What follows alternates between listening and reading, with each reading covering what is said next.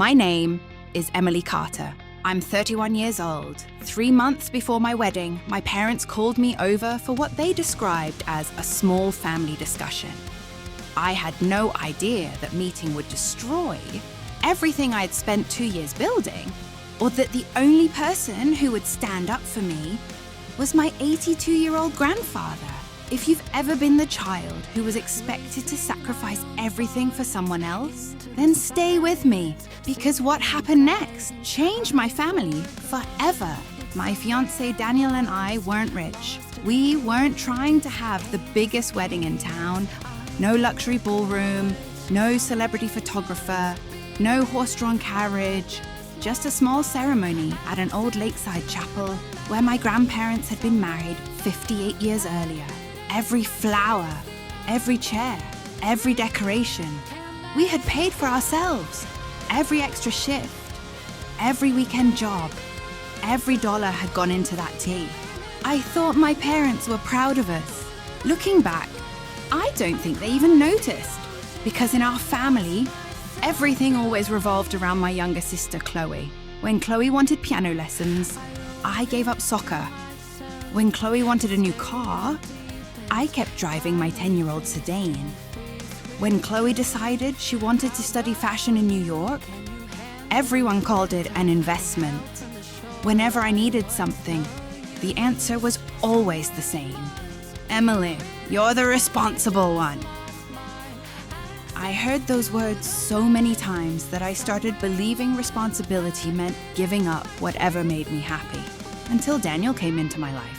One night, while we were folding wedding invitations, he looked at me and smiled. You know something? What? You apologize every time you ask for anything. I laughed. I don't. He gently squeezed my hand. You just apologized for asking me to pass you the scissors. That was the moment I realized he was right. I had spent my entire life trying not to inconvenience everyone else. 3 weeks later, my mother called. Come over Sunday. We need to talk. Her voice sounded unusually cheerful. That should have been my first warning. When Daniel and I arrived, the entire family was already there. Dad, Mom, Chloe, even Aunt Linda. Everyone smiled, but it wasn't a happy smile. It was the kind people wear when they've already made a decision, and they're just waiting for you to agree. Dinner was awkward. Nobody mentioned the wedding. Nobody asked how planning was going. Instead, they kept talking about Chloe, her career, her dreams, her future. Finally, Dad cleared his throat. Emily, we've been thinking. Whenever my father started a sentence like that, something expensive usually followed. Mom reached across the table. You know how much we love both our daughters. I looked at Daniel. He looked back at me. Neither of us said a word. Then Chloe spoke. I got accepted. Everyone clapped. I smiled. Accepted where? She beamed. A fashion academy in Paris. The room exploded with excitement. Mum actually started crying.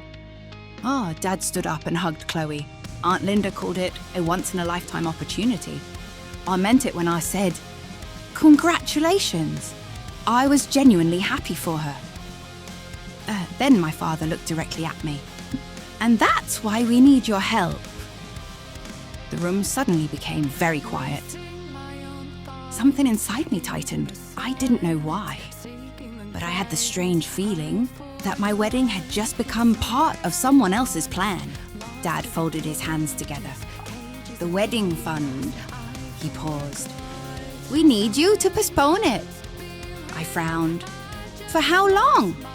Mum answered before he could. Just a year. Daniel sat a little straighter.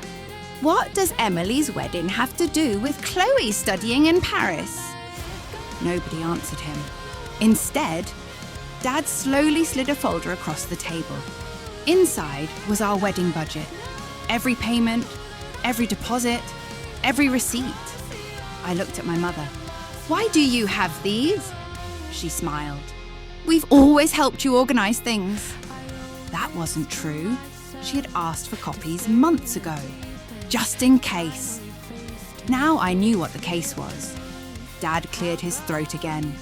The tuition, the apartment, the airfare. He looked down. We're short about $35,000. I stared at him. So? Mum reached for my hand. You already have Daniel. Chloe has nobody. I slowly pulled my hand away. I'm sorry. What are you asking? My mother's voice stayed perfectly calm. We're asking you to cancel the wedding. The room went silent.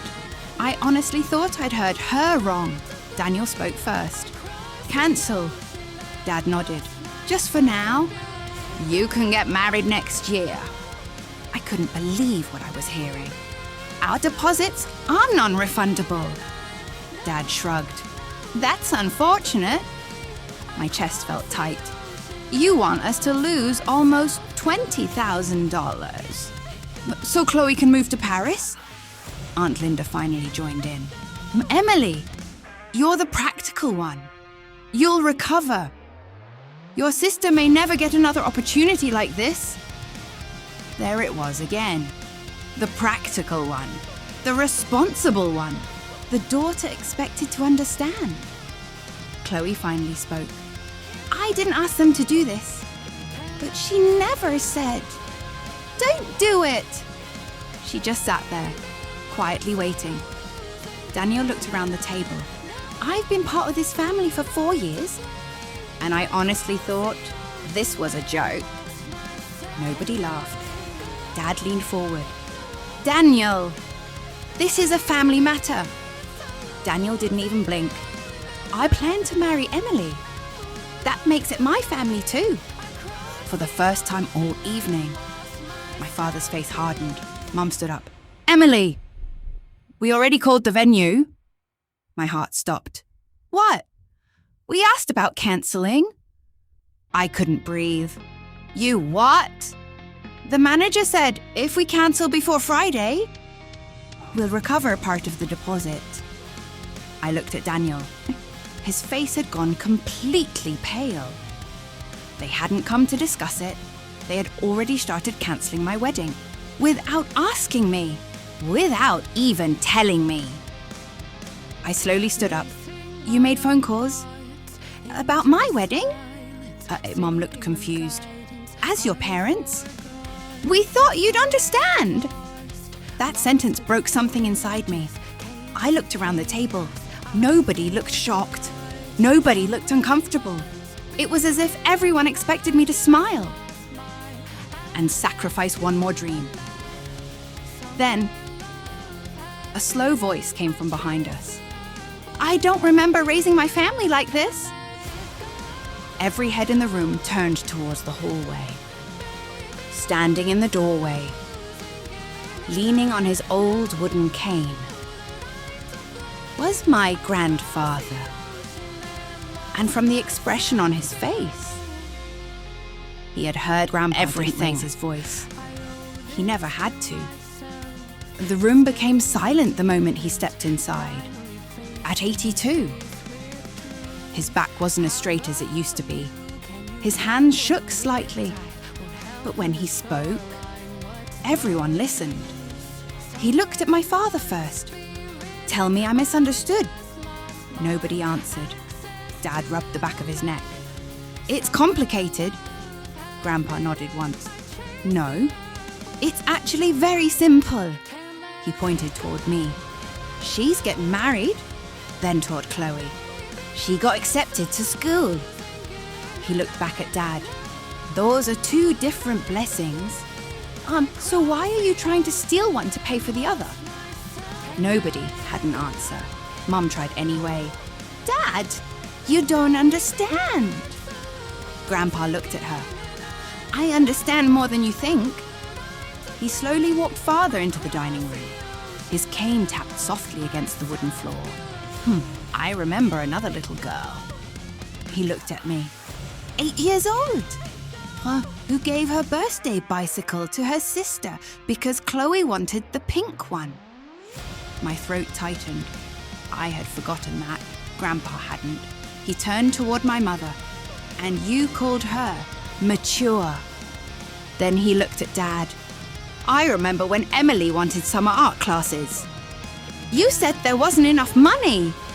But somehow, there was enough money for Chloe's dance competition. The room grew heavier with every sentence. Grandpa wasn't yelling, he was remembering. And memories are difficult to argue with. Mama folded her arms. That isn't fair. Grandpa smiled sadly. No, it wasn't. Daniel quietly stood beside me. Without saying a word, he reached for my hand. I squeezed it. Hard. Grandpa looked around the table. Does anyone here know? How many jobs Emily worked to pay for this wedding? Silence. He answered his own question. 3. I know because she never complained. I only found out because I drove her home one night after she fell asleep in her car. I felt tears beginning to form. I had never told anyone that. Grandpa had.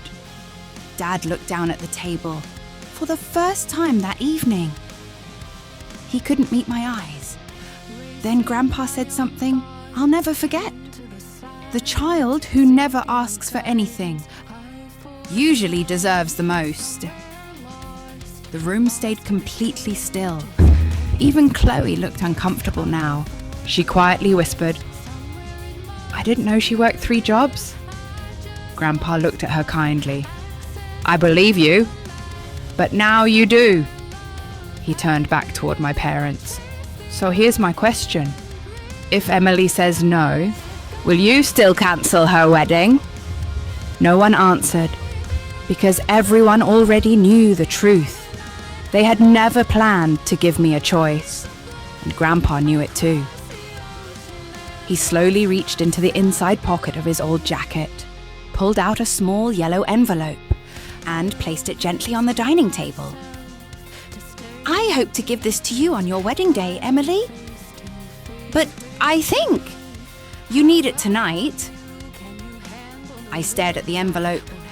None of us had any idea that what was inside it was about to change the entire conversation. My hands trembled as I picked up the envelope. The paper was old, soft around the edges. Grandpa smiled. Go on.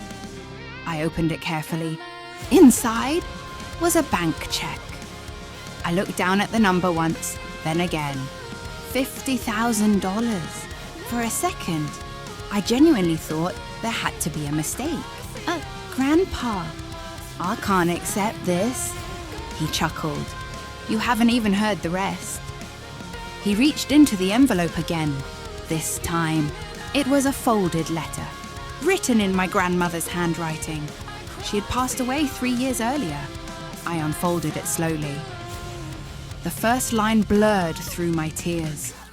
If you're reading this, it means you're finally getting married. I had to stop. Daniel quietly wrapped an arm around my shoulders. Grandpa waited. Patiently, I continued reading.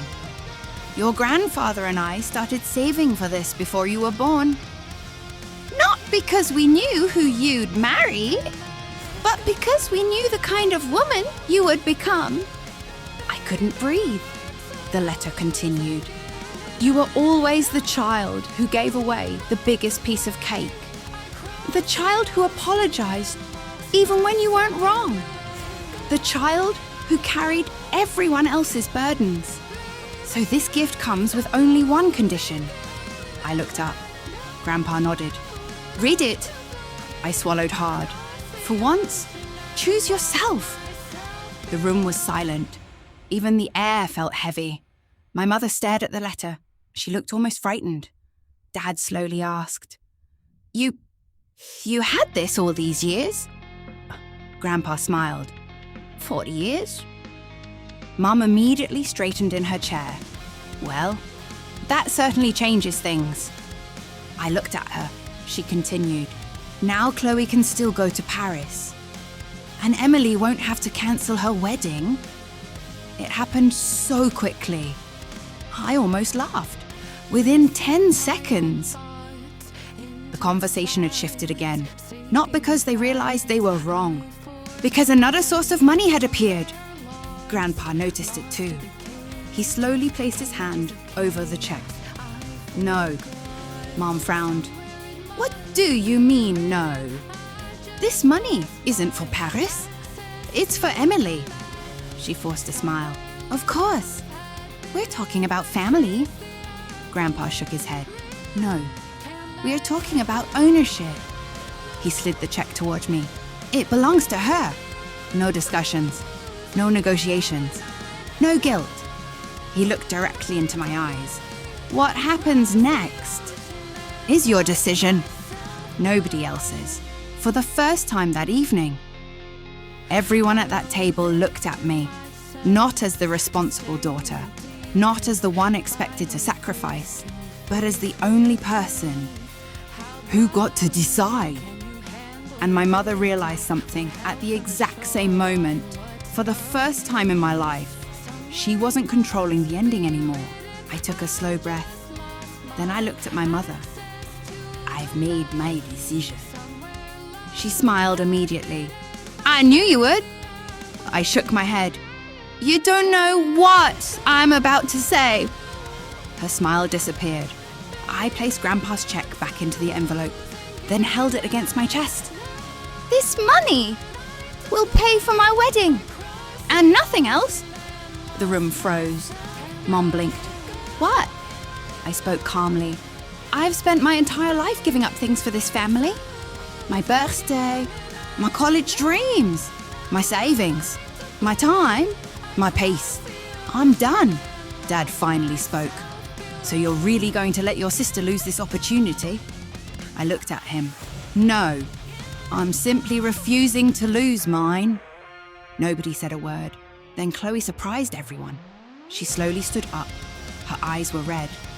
I think... She swallowed. I think Emily's right. Mum turned toward her in shock. Chloe! She looked at our parents.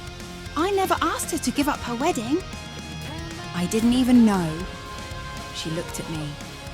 I didn't know how much you'd already sacrificed. Tears rolled down her face. I'm sorry. It was the first sincere apology I had ever heard from my sister. I walked over to her. She whispered, I should have noticed. I hugged her. It's not your fault. It's the way we were raised. Mom looked completely speechless. Dad rubbed his forehead. Grandpa quietly smiled. For the first time all evening, he looked peaceful. And then Daniel stepped forward. He reached into his jacket pocket. I wasn't planning to say this tonight, but maybe it's time. Everyone looked at him. He smiled at me. I got a phone call this morning. I accepted a new position. The salary is almost double. I stared at him. You didn't tell me. He laughed softly. I wanted to surprise you after dinner. Then he looked at my parents. We're going to be fine. We don't need anyone else's permission. We don't need anyone else's money. He gently took my hand. We're building our own family now. Grandpa nodded proudly. That's exactly how it should be. For the first time in years, I felt something I'd almost forgotten. Relief.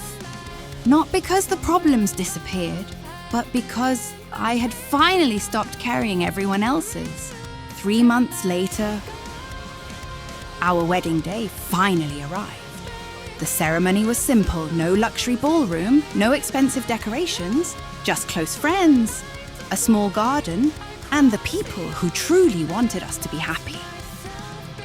As I stood beside Daniel, I noticed 2 empty chairs, reserved for my grandparents. One was filled. Grandpa smiled proudly. The other held only a framed photo of Grandma. Her letter rested inside my bouquet, exactly where I wanted it. When the ceremony ended, Grandpa slowly walked toward me. He hugged me tightly, then whispered, Your grandmother would have been so proud.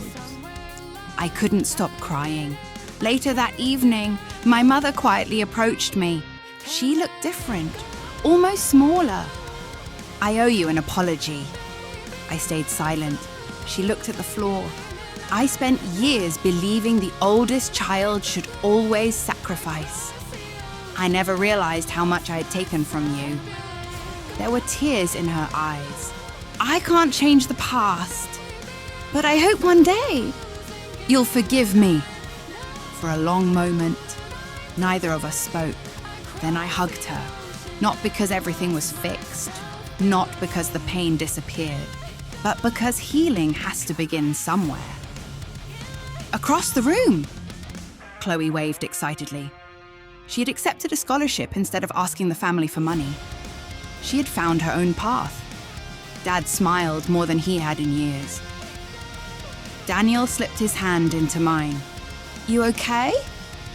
I looked around the room, at Grandpa, at my family, at the life waiting ahead. Then I smiled. For the first time. I really am. Sometimes, the greatest gift a family can give you, isn't money, it isn't inheritance, and it isn't even an apology. It's finally giving you permission to choose your own happiness. The end.